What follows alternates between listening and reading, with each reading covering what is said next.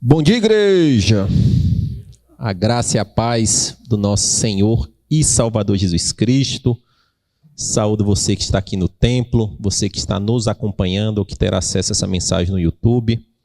Minha oração nessa manhã é que você seja encontrado por essa palavra em nome de Jesus. O tema da mensagem de hoje, nós é muita gente, né? Eu estou com uma série de mensagens que tem o tema Cultura Manaim.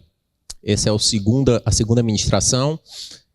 E nós já falamos sobre acolhimento.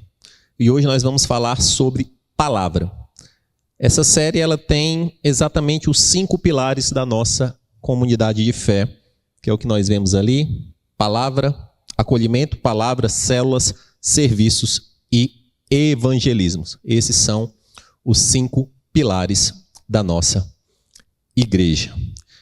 Esse é um tema que nós, enquanto igreja, tivemos mais clareza nos últimos anos, trabalhamos muito com os líderes, depois com os servos, e agora nós temos esse cuidado, essa diligência de compartilhar com os irmãos, pelo menos uma vez por ano. Essa mesma série eu ministrei em 2024. Quem tem menos de um ano de Manaim aqui? Levanta o braço. Então, temos sempre pessoas chegando, então é importante trazer esse tema, e quem já ouviu vai lembrar. E o que é cultura? O que é cultura de um grupo de pessoas é exatamente o DNA, a essência, como esse grupo se comporta, como esse grupo faz as coisas, é um comportamento comum, coletivo. Essa é a cultura da nossa igreja. E para entender sobre cultura, é importante entender que existem 2 culturas distintas. Existe uma cultura do mundo e existe uma cultura do reino. Na cultura do mundo existem as formas, os traquejos, o que o mundo entende que é correto, o que não é. E na cultura do reino, obviamente, Deus é o grande Senhor e a sua palavra é o nosso manual de fé e prática. E dentro da cultura do reino existem, pode passar mais um, por favor. De um lado você tem a cultura do mundo, do lado você tem a cultura do reino. E quando eu falo de cultura do reino, eu estou falando de igrejas cristocêntricas bíblicas. E dentro de igrejas cristãs, você tem diversas mini-culturas, que às vezes é só linguagem. É uma forma que uma prioriza mais isso, outra prioriza mais aquilo. Mas se são igrejas cristãs, está tudo certo. E o nosso papel de dar clareza para os irmãos é quanto mais temos clareza do que é relevante para a nossa comunidade de fé, é importante estarmos alinhados.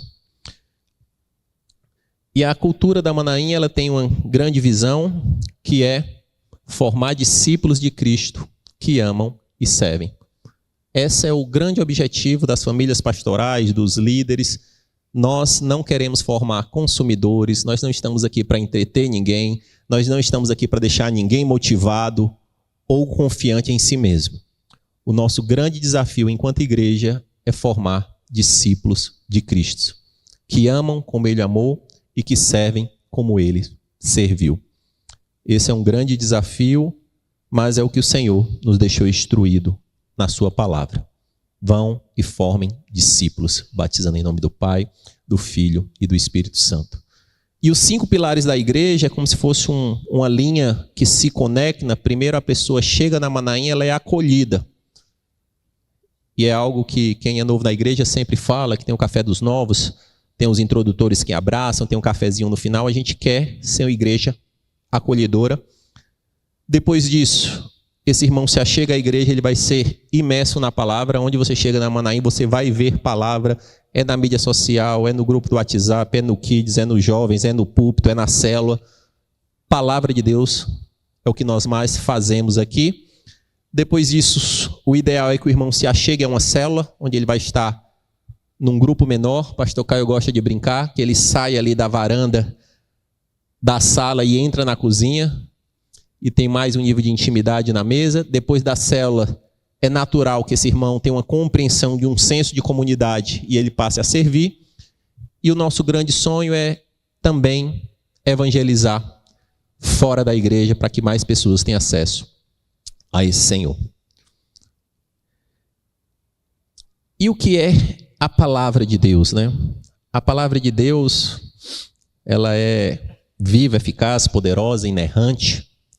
Ela é ponto fundamental de talvez aí de uns 75% da fé mundial, até a parte inicial da Torá. Ela é única para judeus, muçulmanos e cristãos. Aí óbvio que aí quando vem Jesus no Novo Testamento existe pontos de divergência. E ela é a lei, ela é o mandamento, é os estatutos.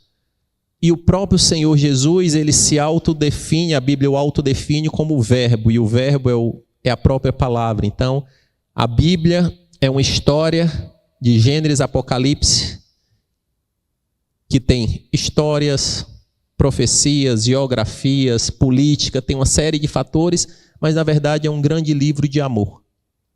Porque todo o enredo de Gênesis, Apocalipse vai apontando para uma grande história de amor que culmina com o sacrifício de Jesus, o nosso Senhor. Então o próprio verbo, o próprio Jesus também é a palavra. E nós temos aqui 10 pontos da cultura Manaim que nós gostamos de dar clareza para os irmãos. Pode passar mais um, Wilson, por favor. Nós somos acolhedores, amamos a palavra de Deus, valorizamos o pastoreio em células, somos servos, não temos apegos a cargos ou títulos. Formamos líderes para dentro e fora da igreja, valorizamos a simplicidade, valorizamos a excelência, somos solidários, valorizamos crianças e jovens, eles são o presente da nossa comunidade de fé, e a nossa adoração é multiforme com hino, louvor, dança e arte.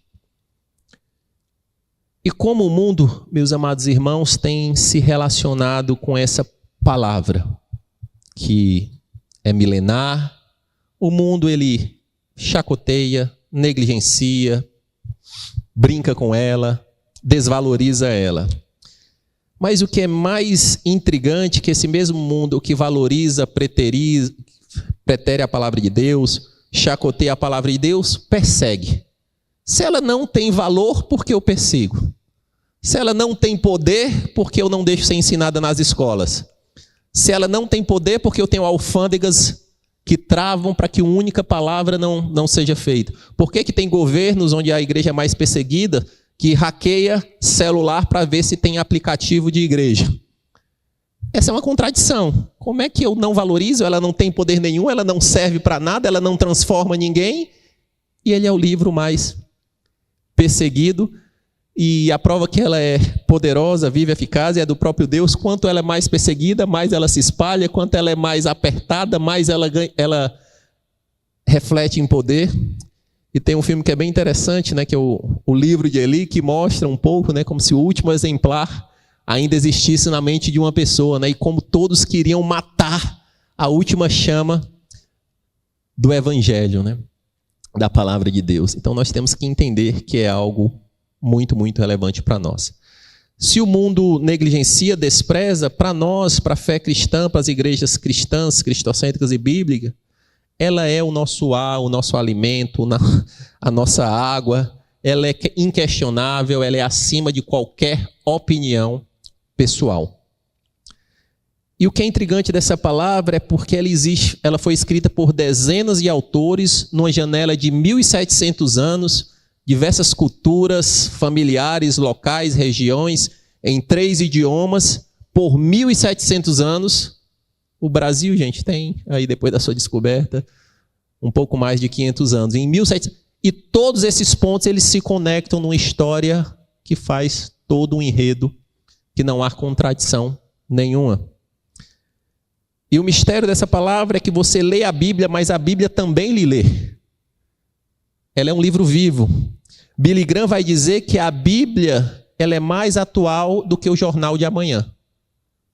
Ela é tão viva, ela é tão atual, ela entra nas questões humanas de tal forma que se você ler a Bíblia todo dia, você vai estar mais atualizado com os dilemas do que o jornal de amanhã, do que a break news mais instigada.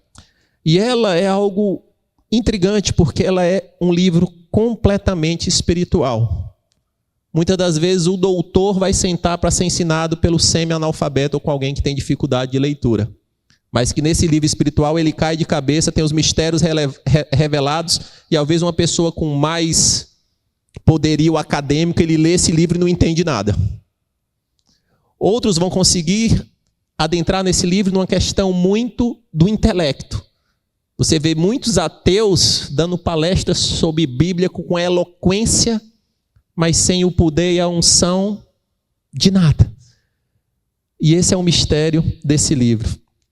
E ele é de Gênesis a Apocalipse, uma narrativa perfeita com centenas de coadjuvantes, onde todos apontam para o nosso Mestre Jesus.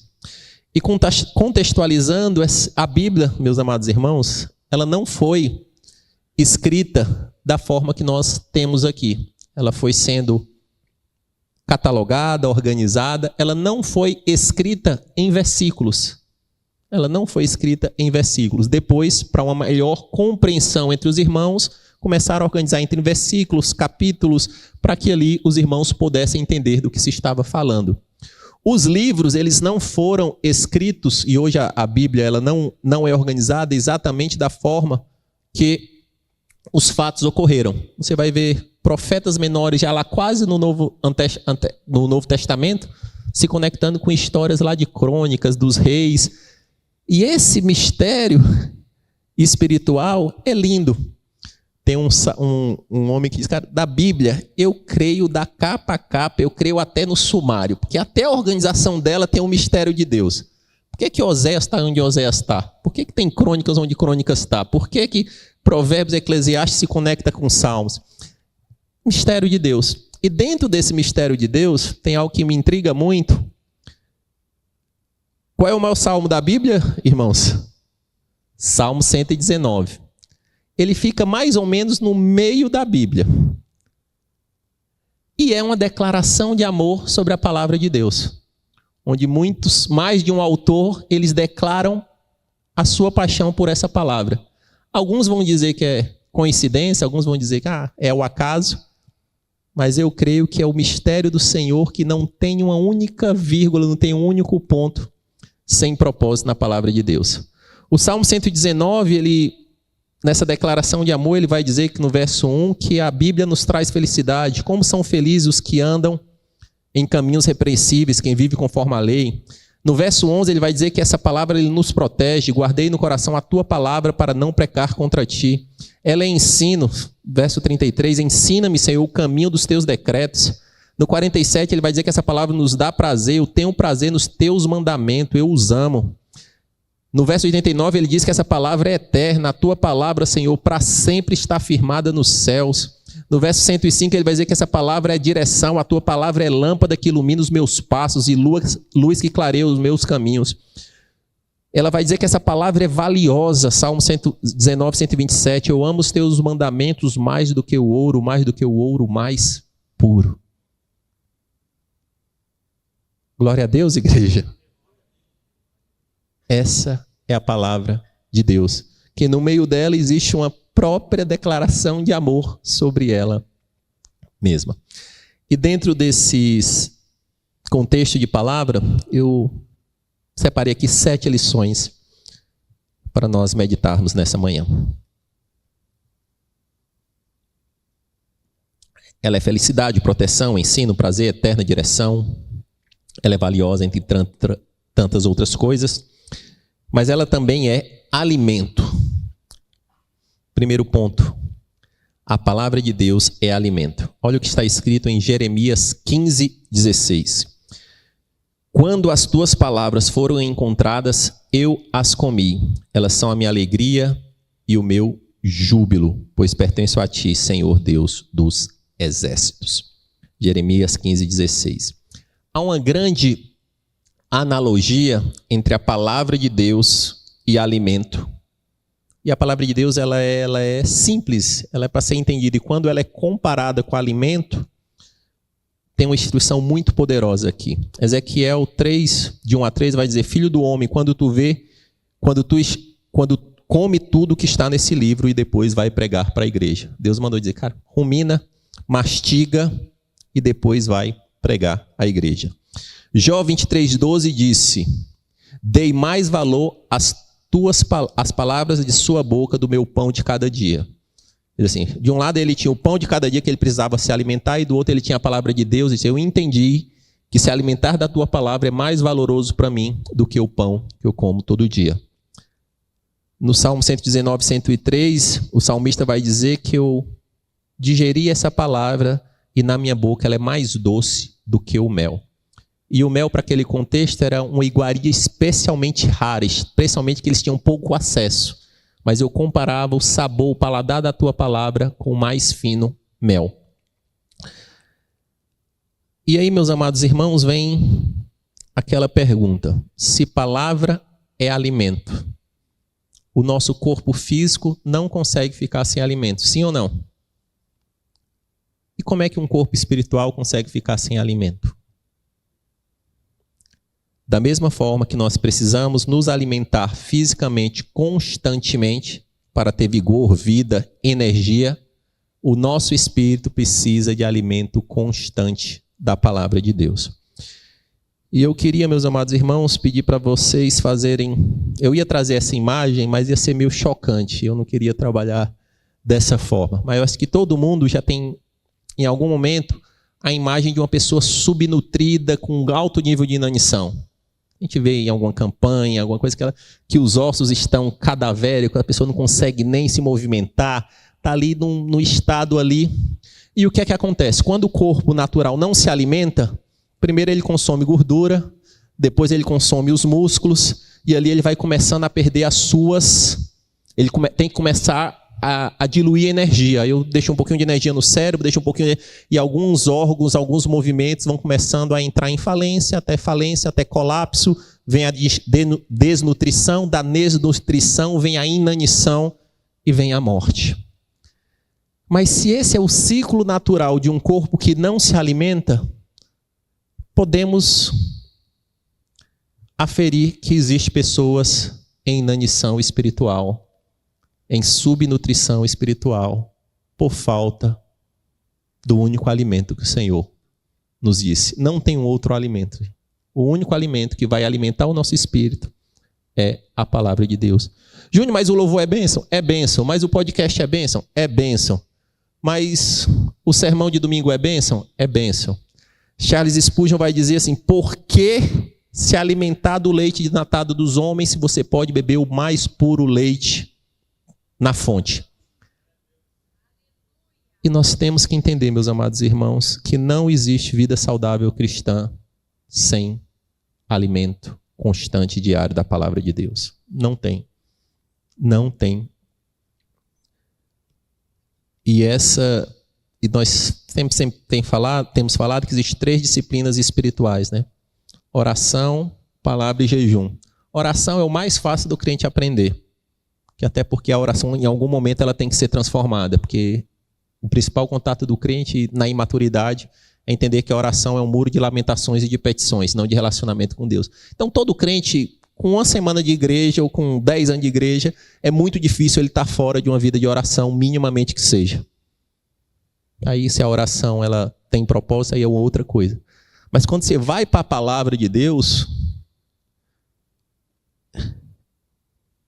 já se sobe a regra. Quando a gente vai para o jejum, é mais complexo. Ponto 2, a palavra de Deus transforma. Salmo 119, 11. Guardei no coração a tua palavra para não pecar contra ti. Existe um mistério, é um livro espiritual. Como é que eu guardo a palavra dentro do meu coração? E como é que ela, estando dentro do meu coração, ela me faz ter uma vida santa? É um livro completamente espiritual. E o maior milagre, na minha humilde constatação e vivência, não é um milagre físico, não é um milagre financeiro, não é um milagre relacional. O maior milagre ainda é quando um pecador, inimigo de Deus, se arrepende e se torna filho de Deus. E essa forma ela vem através do Espírito Santo e ela é consolidada através da palavra de Deus. E é interessante que essa palavra é tão misteriosa, tão poderosa, tão transformadora, mas o próprio Mestre Jesus, ele fala em alguns momentos que ele vai ver, mas não vai compreender. Ele não vai estar claro na frente dele, ele não vai enxergar. ele vai ouvir, mas não vai discernir. Então nós temos que clamar a esse Senhor. E nós precisamos entender que a transformação do nosso caráter, segundo o caráter de Cristo, ele passa pela palavra de Deus. Deus veio para nos transformar. Jesus Cristo, Senhor, ele morreu para nos transformar, nos dar um destino, uma história. E esse caminho da transformação, ele passa por conhecer Deus. E algumas pessoas em vida, talvez terão uma teofania, que é de repente ter um contato ali com o próprio Jesus, mas isso é exceção da exceção da exceção. Então a forma de você ver Deus é através da sua santíssima palavra. E essa palavra é tão transformadora que eu compartilho aqui 2 testemunhos, um deles é até público. Tem um vídeo no YouTube que se chama A Transformação na Cadeira, em inglês That Chair, né, que é aquela cadeira, que conta a história de uma irmã que ela era cristã, acho que ela ainda é viva, mas senhorinha, e ela visitava a igreja, congregava a igreja, mas o seu marido era completamente avesso às questões de fé. Completamente. Ela passou por anos, muito tempo, indo para a igreja sozinha, até que esse homem adoece e fica bem mal. E ali ela pede para o pastor fazer uma visita, aquele homem que chacoteava a igreja, a fé, eu acho que ali no bico do corvo as convicções dão uma mudada, né? A pessoa fica um pouco mais flexível, né? Aí ele aceitou a visita do pastor, ainda com muita relutância, e ali ele meio frágil, o pastor, não quero te pedir nada, mas se você ficar um pouquinho melhor, começa apenas a ler esse livro, não entra em discussão pessoal com a tua esposa, nem comigo, né? Recebe esse livro de bom grado e lê um pouquinho todo dia. E essa mulher ela vai contando a história desse homem que ele ia lá meio debilitado, pegava uma xícara de café, ia para a varanda e abria o livro e lê um dia, não viu nada, leu 2 dias, não viu nada. No 3º dia ela passava, ele estava meio chorando. E ela disse que em alguns meses ele viu o caráter daquele homem ser transformado com uma xícara de café, uma cadeira e a palavra de Deus. E ali aquele homem se arrependeu, se tornou um cristão. Essa palavra ainda transforma. Um outro testemunho é de um irmão que foi na nossa igreja, por questão de localização, ele teve que mudar, está morando em outra cidade. E ele compartilhou que em um momento da vida ele chegou a ser preso. Mesmo tendo algum contato com a fé cristã, ele tinha abandonado os caminhos do Senhor. E na prisão, uma tia dele mandou uma Bíblia para ele. E ele só tinha as grades, a cama e a Bíblia. E ele no início ficou com raiva. Aí disse, vou abrir de novo aqui para ver o que tem. E ele começou a ler a palavra de Deus ininterruptamente. Ele fica ali a palavra de Deus 10 horas por dia, 12 horas por dia. Eu só ia para o banho de sol, voltava e comecei a comer esse livro. E ali eu me arrependi e o Espírito Santo me visitou e eu fui batizado com o Espírito Santo. O carcereiro me liberou para me ajudar ele. E quando eu vi, eu estava fazendo 3 cultos. 3 cultos por dia.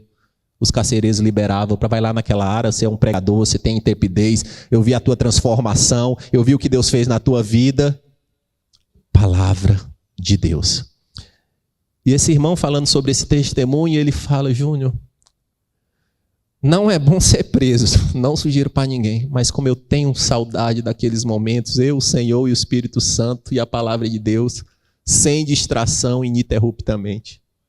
A gente tem uma vida tão atribulada, com tanta distração, com tudo isso. O Senhor me levou para um local e ali eram as grades, a cama, a sua palavra por tempos indefinidos. Ele disse, como eu falo assim, eu ainda sou crente, eu não tenho mais dúvida da minha salvação, mas o que eu vivi ali eu nunca mais vou viver. Agora eu trabalho, tenho um filho, correria, tal, ainda leio a palavra de Deus, mas nunca daquela forma.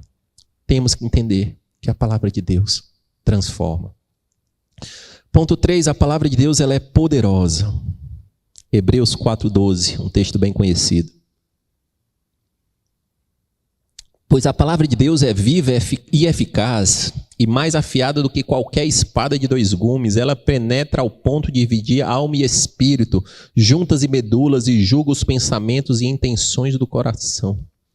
Você fala isso para um ateu, como é que esse pedaço de papel ele vai entrar dentro de mim, separar junta e medula, sondar espírito, vai fazer tudo isso?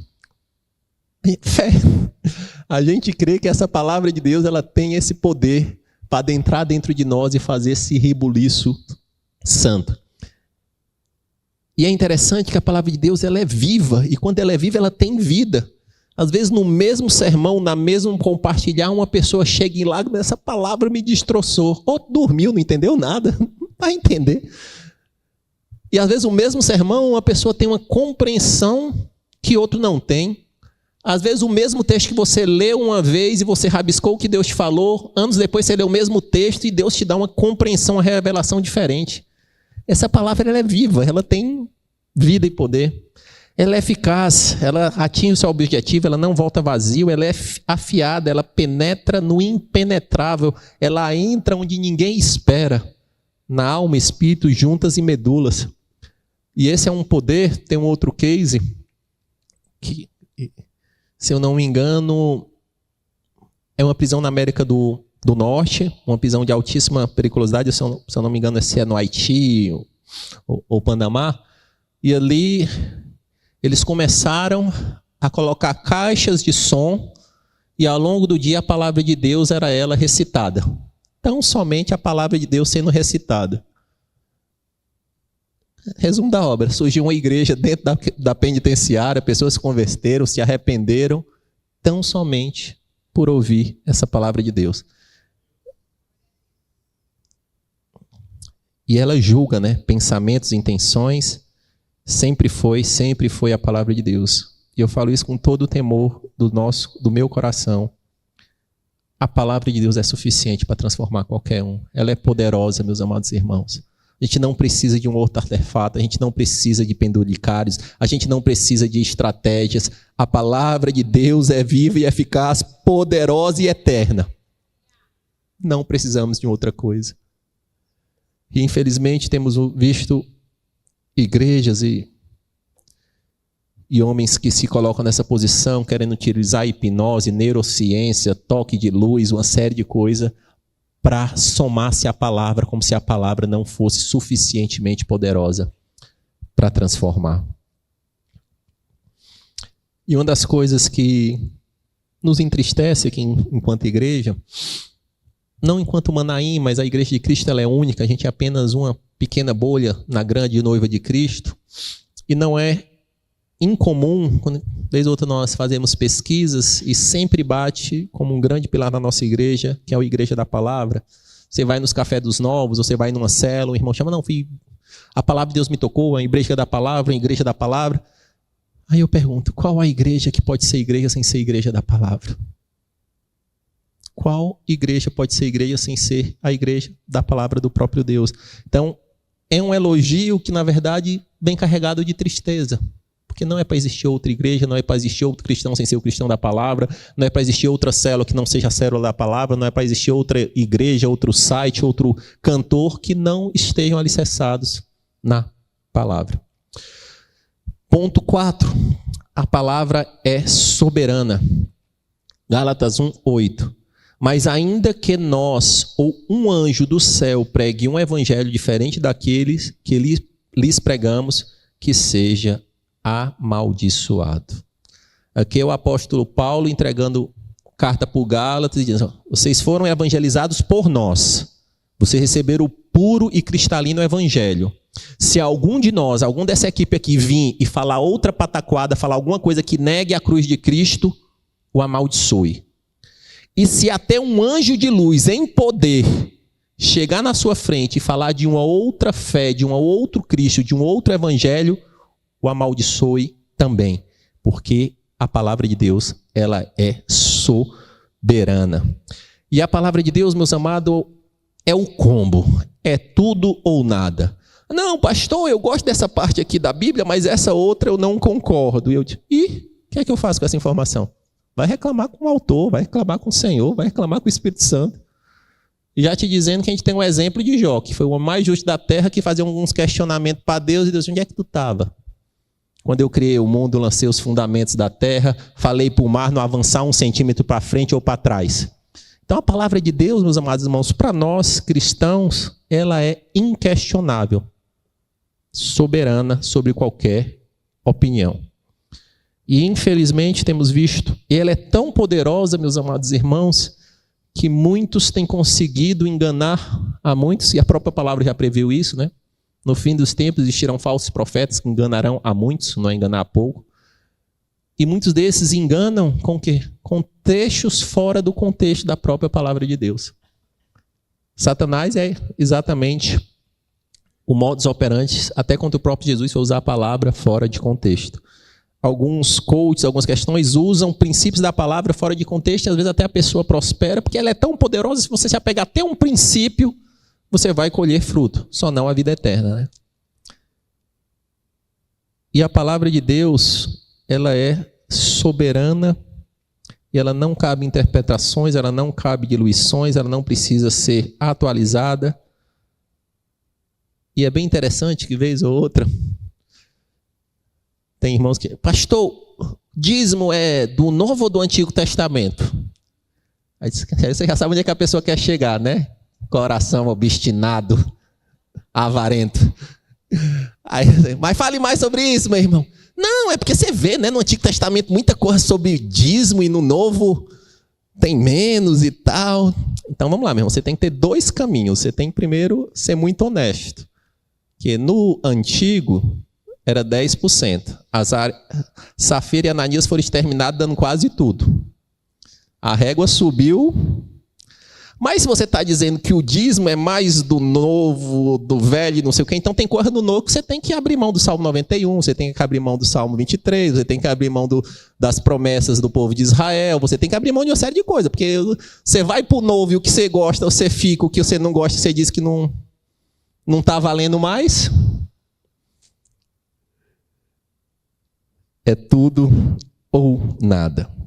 E sobre essa soberania da palavra, Jesus, em Marcos 12, 24, diz: errais por não conhecer as Escrituras e o poder de Deus. E se a gente não tiver a palavra de Deus como alicerce, meus amados irmãos, vai ser uma esquizofrenia de opinião. Eu tenho essa minha opinião, você tem a tua, fico com a sua, eu fico com a minha, porque aí vai ser muita argumentação de quem argumenta mais, de quem é mais intelectual, de quem é mais persistente, de quem é mais xarope. Aí vai ser só opinião. Opinião por opinião, você fica com a sua, eu fico com a minha. Mas se é para ter uma discussão centrada na palavra de Deus, aí ela está acima da minha opinião, da minha preferência, do meu gosto, do que eu quero, do que eu não quero. Ela é soberana. Ponto 5, uma instrução de Paulo a Timóteo: maneje bem a palavra, 2 Timóteo 2,15. Procure se apresentar a Deus aprovado como um obreiro que não tem do que se envergonhar, que maneja corretamente a palavra da verdade. E aqui a gente pode fazer uma grande alusão a essa palavra de Deus, que é: quer ser um obreiro aprovado? Maneje bem a palavra. Não tem como você ser um obreiro bem aprovado se não manejar a palavra. Aí uma pessoa diz: eu não sou ungido, então não tenho que manejar bem, não. Eu não sou diácono, não sou pastor, não sou presbítero, eu não sou evangelista. Aqui o contexto de obreiro é de um cristão. Quer ser um cristão que é efetivo no reino, você precisa manejar bem a palavra. E obviamente que mestres, pastores, tem algumas pessoas que têm uma responsabilidade maior, mas o cristão ele não pode negligenciar o manejo da palavra. E para mim, Júnior, qual é a melhor versão da Bíblia que você acha? A lida. A lida. A melhor versão que eu gosto é a lida. Eu gosto mais da NVT, porque ela foi traduzida direto dos originais. Blá, blá, blá. Tá lendo? Não, a NVI é mais contemporânea. Não, eu gosto da Almeida, porque ela foi traduzida por um brasileiro num contexto mais intelectual. Se não ler, meus amados irmãos, não vai surtir efeito. A melhor é a lida, relida, marcada, com lágrimas que gruda as páginas, rabiscada, com caneta. A Bíblia, meus amados irmãos, ela não é objeto de decoração. Ela não é apoio de axila. Ela não foi criada para isso. E eu cito um exemplo, muito temor e temor. E nós temos Bíblias tão lindas, gente, com capa de couro, sem capa de couro, mais alta, mais baixa, da mulher, do homem, do negócio, da criança. Glória a Deus, meus amados irmãos. Glória a Deus porque a gente tem Bíblias mais emborrachadas, menos emborrachadas, Bíblias de estudo.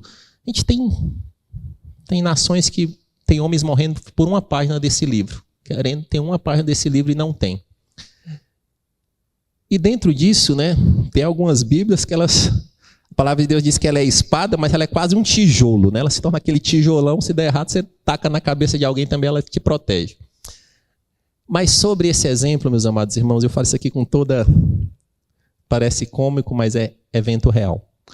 Eu vim aconselhando um irmão há um certo tempo, numa questão específica, de vez em vez, de tempo em tempo, ele chegava para aconselhamento com aquela Bíblia, chega ele vinha penso. Aí a gente conversava, e não mudou nada, e não aconteceu nada, e meses passaram e tal. Aí não desse aconselhamento, eu disse, Jesus da glória, Senhor, não sei mais o que eu... Não tem mais nada. Aí você disse assim, pede a Bíblia dele e abre. Meu irmão, deixa eu ver aqui a tua Bíblia. As páginas tudo grudada. Tudo grudadinha, 0. Não tinha nada escrito, tudo assim. Só tirou o plástico. Aquela Bíblia zona grande. E eu tive que ser muito honesto com esse irmão. Eu disse, meu irmão, essa é a nossa última conversa. Até que você comece a ler esse livro. Até que você comece a ter uma relação com essa palavra de Deus honesta e sincera. Porque ela é a base da fé cristã. Eu não estou aqui para te convencer, eu não estou aqui para fazer você chorar. A gente está gastando o nosso tempo. Acho que aqui é a 5ª conversa que a gente tem. Você vem com essa Bíblia enorme aqui, um artefato de decoração, todo mundo que te vê no elevador, na igreja, acha que você maneja esse livro e com tristeza eu vi todas as páginas do livro colada. Não voltou mais no aconselhamento, mas espero que tenha gerado alguma transformação no coração. Isso é cômico, meus amados irmãos, mas é real. A gente ri das nossas próprias tragédias. A gente ri das nossas próprias tragédias enquanto igreja. Aí depois que virou pro app, meus amados irmãos, aí ficou mais fácil ainda, né? Não, eu gosto da Bíblia do app. Amém, nada contra. Desde que ela esteja lida, relida. Essa é a melhor versão. Ponto. E sobre manejar bem a palavra, meus amados irmãos, é um último ponto, antes de avançar. Manejar bem a palavra é uma característica do cristão genuíno. Foi isso que Paulo disse.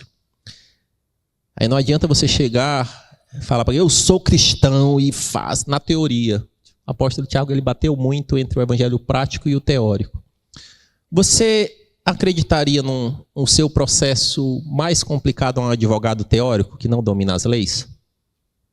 Você acreditaria e se aceitaria para um médico teórico que diz que é médico só porque comprou um jaleco ou porque bota lá aquele aparelho aqui no pescoço, mas não estudou por 5, 8, 10 anos e maneja bem as questões da medicina? Você aceitaria entrar no avião se um piloto não tivesse X milhares de horas de voo que é necessário para se esmerar em todos aqueles equipamentos? Mas na palavra de Deus é comum o cristão se enganar nisso. Eu consigo ser cristão sem manejar o manual de fé e prática que atesta que nós somos cristãos, porque nós precisamos manejar essa palavra de Deus.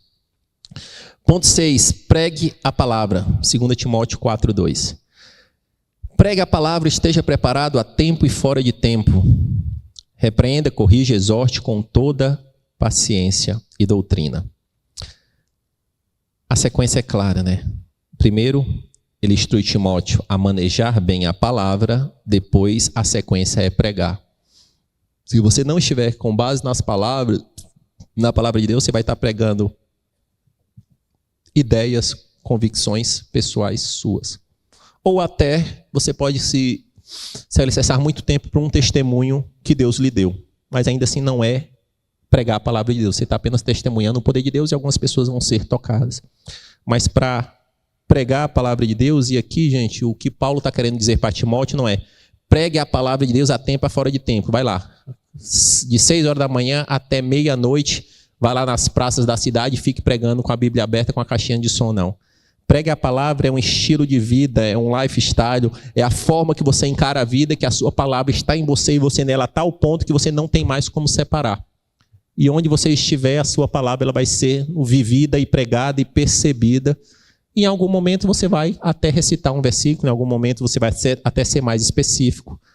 Mas pregar essa palavra é fundamental para todos nós.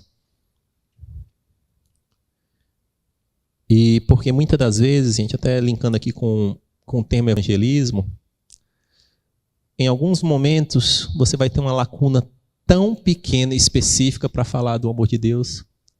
Às vezes pessoas que você orou há muito tempo, que você está lá conversando e não sei o quê, e talvez ali naquela pessoa do trabalho, assim, eu queria ouvir mais sobre esse teu Deus. Se você não estiver embebido na palavra de Deus, com poder, não é para dizer, eis que te digo, o Salmo 100. Não é sobre isso. Mas se nessas lacunas da vida, você não tiver a sua mente, o seu coração, o seu espírito embebido na palavra, para externar as virtudes do mestre, para aquela pessoa, eu quero mais, eu estou com fome, eu estou com sede, é isso. Muitas das vezes você vai falar apenas. E eu falo isso com muito temor, meus amados irmãos, mas tem crentes de 3 versículos. Decorou uns 3 versículos ali, se esconde nesses 3 versículos a vida toda. Porque foi para a mente, apenas para a mente. E não é sobre ter uma capacidade de memorização de versículo. Você pode, se você pegar aquelas pessoas do soletrando, que decora dicionário, lista telefônica, ele vai pegar isso aqui e vai decorar.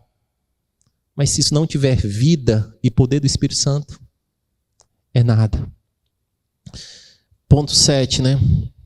Viva essa palavra. Essa palavra ela precisa ser vivida. Deuteronômio 6:7 vai dizer: ensine-as com persistência a seus filhos, converse sobre elas quando estiver sentada em casa, quando estiver andando pelo caminho, quando se deitar e quando se levantar. E, obviamente, aqui a gente tem que ler a Bíblia com um contexto. Aqui é uma instrução clara em Deuteronômio, dizendo, ensine o seu filho com persistência. Quando? Em todo momento. Na casa, andando na rua, por onde estiver, vive essa palavra de uma forma tão... Só que naquela época, meus amados irmãos, a Bíblia não era em aplicativo, nem pocket, nem era assim, não. A Bíblia era lida por sacerdotes, por pessoas religiosas, em rolos gigantescos. E os irmãos daquela época, muitos deles eram analfabetos, muitos deles não tinham um contexto eloquente, eles não tinham. Mas você vai ter contato com essa palavra e você vai ter que absorver até o ponto que você consiga passar para o seu filho, andando, caminhando na mesa, se levantando em todos os momentos. Então é uma orientação a viver essa palavra visceralmente. E o mundo, meus amados irmãos, ele está cansado de irmãos que carregam Bíblias gigantescas debaixo do braço, ou que se escondem com usos e costumes e vestimentas. O mundo está cansado. Brennan Manning vai dizer que a maior responsabilidade dos ateus não é de Satanás, não é dos ateus, não é dos cristãos que dia após dia declaram a fé e vivem outra na prática. Declaram a fé nas suas mídias digitais, no adesivo do seu carro, no que faz, mas vivem de uma maneira totalmente diferente. E em Deuteronômio 6:4-6 vai dizer: ouça, ó Israel, o Senhor, o nosso Deus é o único Senhor. Ame o Senhor, o seu Deus, de todo o coração, de toda a sua alma, de todas as suas forças. Que estas palavras que lhe ordeno hoje estejam em seu coração. Essas palavras precisam estar cravadas em nossos corações. Caminhando para o final, eu queria compartilhar um estudo real de uma universidade que entrevistou milhares de pessoas, se eu não me engano, umas 10 mil pessoas, fez um estudo sério sobre o poder da palavra de Deus na vida de uma pessoa que professa aquela fé. tem estudo científico, artigo da Universidade de Tel Aviv. O que é que eles atestaram? Se a pessoa tem contato com a palavra de Deus uma vez por semana, o impacto nas questões fundamentais da vida, 0. Se a pessoa tem contato com a palavra de Deus 2 vezes por semana, o impacto nas questões fundamentais da vida, 0. Se a pessoa começa a ter contato 3 vezes com a palavra de Deus na semana, você já começa a ver transformações nas questões fundamentais da vida. E a partir de 4 vezes, eles atestaram cientificamente que a misericórdia aumenta, os vícios reduzem, o relacionamento melhora, o funcionamento cerebral melhora, uma série de questões que são fundamentais para o homem viver bem, com 4 persistências e disciplina na palavra de Deus, ali começou a mudar. Pornografia cai, vício cai, misericórdia aumenta, relacionamento melhora, saúde, uma série de questões. A ciência se rendendo ao poder da palavra de Deus. Só que aí tem uma grande questão, né? A partir de 4 vezes por semana. Então, o que isso nos atesta é que o que a gente está fazendo aqui não é suficiente para uma transformação. Não é. Por mais que eu queira, a gente leu alguns versículos, expomos, foi cantado músicas bíblicas, não é suficiente. Ah, pastor, mas eu estou nos 2. Vou aqui e vou na célula também. Também não é suficiente. O que vai transformar, e eu falo isso, gente, com todo o temor do meu coração, é o contrato direto, cristalino, de portas fechadas, na sua cadeira, no seu lugar, no local você e o santo poder de Deus através da sua palavra. Isso vai lhe transformar mais do que qualquer pastor, mais do que qualquer coisa. Mas você pode começar a dizer, pastor, mas eu leio e não lembro. Você lembra o que você comeu antes de ontem no café? Não. Não é sobre lembrar, é sobre se nutrir, é sobre se alimentar dessa palavra de Deus e ela lhe embebendo, e lhe lavando, lhe constituindo. E que essa palavra de Deus, meus amados irmãos, ainda estamos numa época de início de ano, onde todos fazem balanços, prioridades. E o meu grande desejo no meu coração é que a palavra de Deus se torne uma prioridade. Se torne uma prioridade mesmo. Mas, pastor, eu não tenho disciplina, pastor. Eu leio a Bíblia e durmo. O reino dos céus tem que ser... Ganham a força, meus amados irmãos. A força. Bota uma música, faz qualquer coisa, lê em pé, lê andando, não sei o que é que você vai fazer. Mas ou você encara isso com coragem, com agressividade, ou o resultado vai ser o mesmo. Não tem como. E tem outra questão que eu gosto de dizer, pastor, eu gosto de ir aos poucos. Vou começar lendo um versículozinho por dia. A Bíblia tem 31 mil versículos, meus irmãos. Você vai terminar em 85 anos. Ou você encara com essa força, com esse afinco que realmente precisa se ter. Não é fácil, muda o horário, bota despertador. Se você pega muito carro, compra CD, tem muita Bíblia falada que você pode utilizar no trânsito, mas cria estratégias reais de alguém que entende o valor dessa palavra. Ou senão, ano vai passar, vida vai passar e a transformação não vai vir. Não vem. É a palavra de Deus. E sobre esse poder da palavra de Deus, eu lembrei de um testemunho real, gente. E assim, né? Que também soma-se a isso. Ao ler, peça a orientação do Espírito Santo. Porque ele é um livro espiritual para o Espírito Santo revelar os mistérios, trazer orientação, discernimento. E o meu irmão mais novo, ele é uma das pessoas mais inteligentes que eu conheço. Um menino bem, bem inteligente. E ele estava lendo o livro de Jó.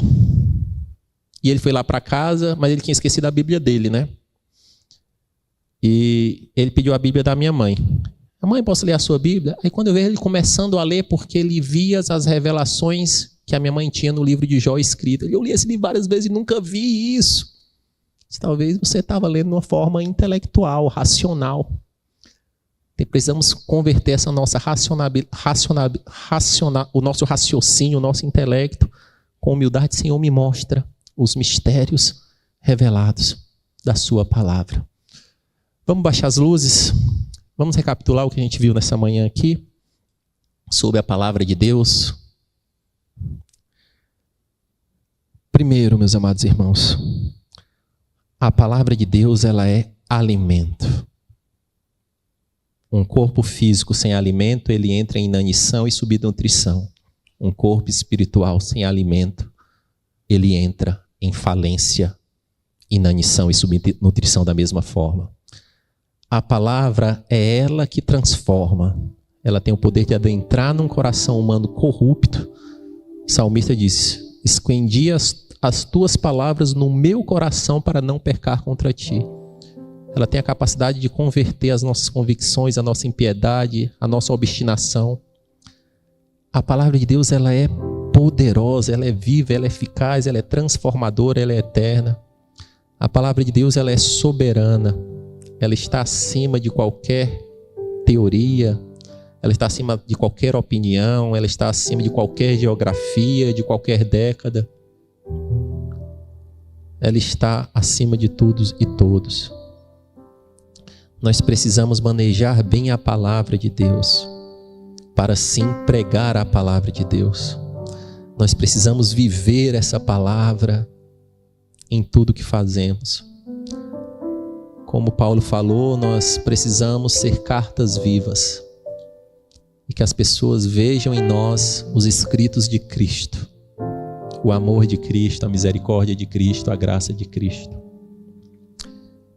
E o problema que assolou aquele povo, que era o desprezo, o desrespeito à palavra de Deus, ele está aqui hoje.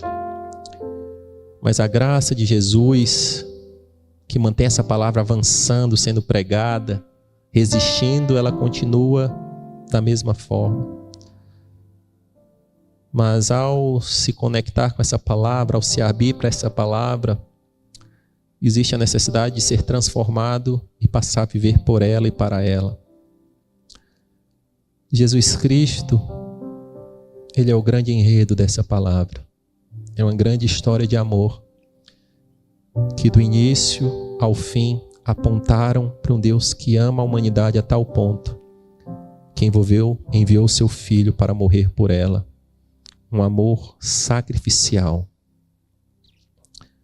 A palavra de Deus nos revela o próprio Cristo encarnado. Obrigado, Senhor, por essa manhã. Obrigado, Senhor, pelos teus ensinamentos.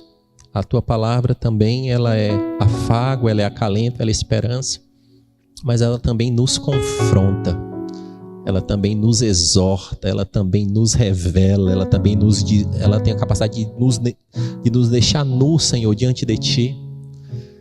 Ela tem a capacidade, Senhor Deus amado, de entrar no mais íntimo do nosso ser e gerar ali um chacoalhão.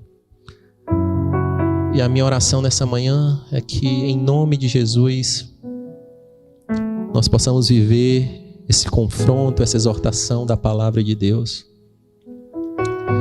E se tem alguém aqui nessa manhã, ou que está nos acompanhando via YouTube, que ainda não aceitou Jesus como seu Senhor e Salvador, mas através dessa ministração viu o poder dessa palavra e quer ser transformado por ela, essa própria palavra diz que aquele que com a sua boca confessa e crer no seu coração, esse será salvo. Faça essa oração com fé. Senhor meu Deus, eu me abro à tua palavra, eu me abro ao teu amor. Eu te peço perdão, Senhor.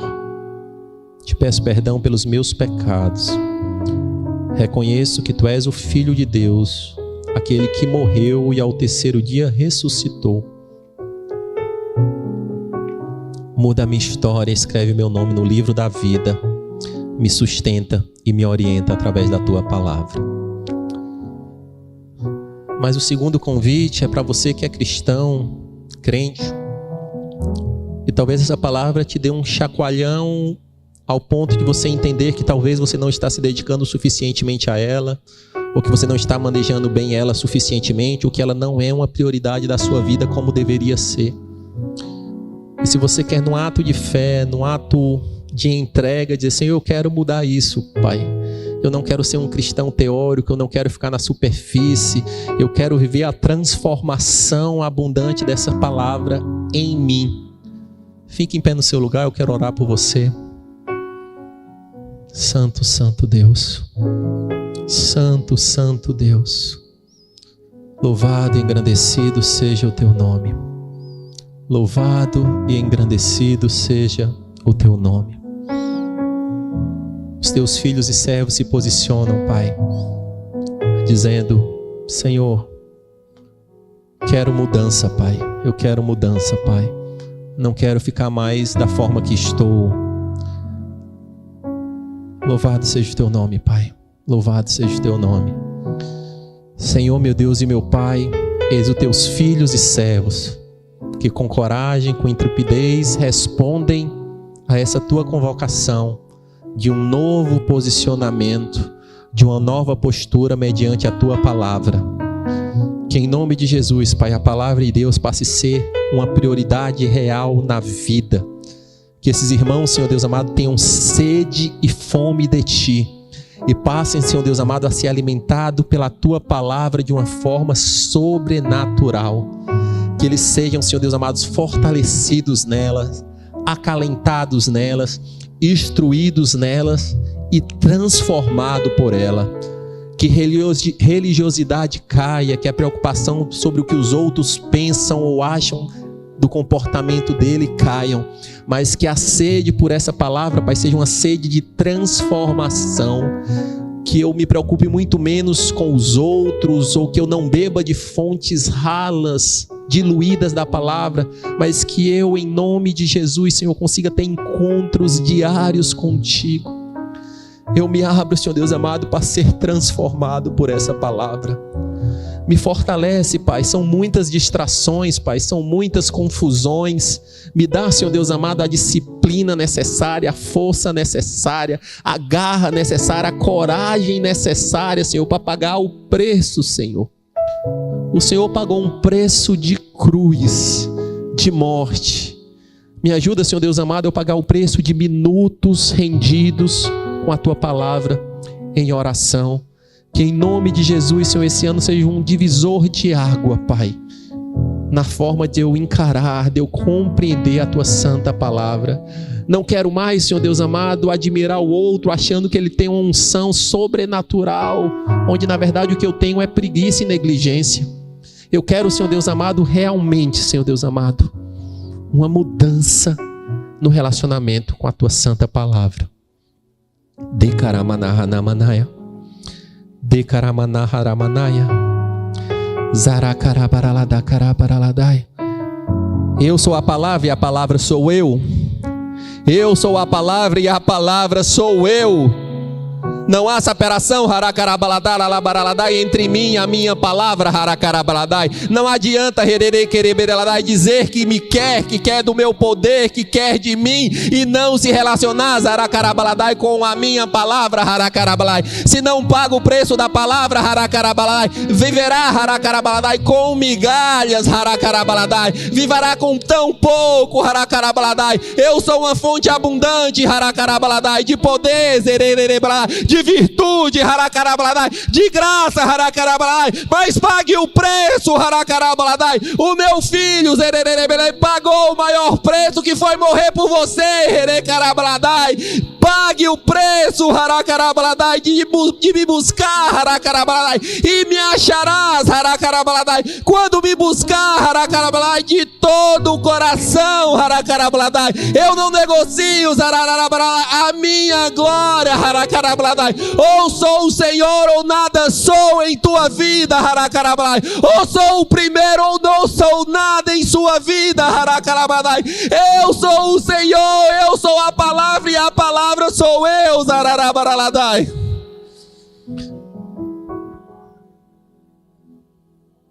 Senhor Deus, tem misericórdia de nós, Pai. Tem misericórdia de nós, Santo Deus. Ajuda-nos, Pai. Vamos ficar de pé. Louvado seja o teu nome, Senhor. Louvado seja o teu nome, Senhor.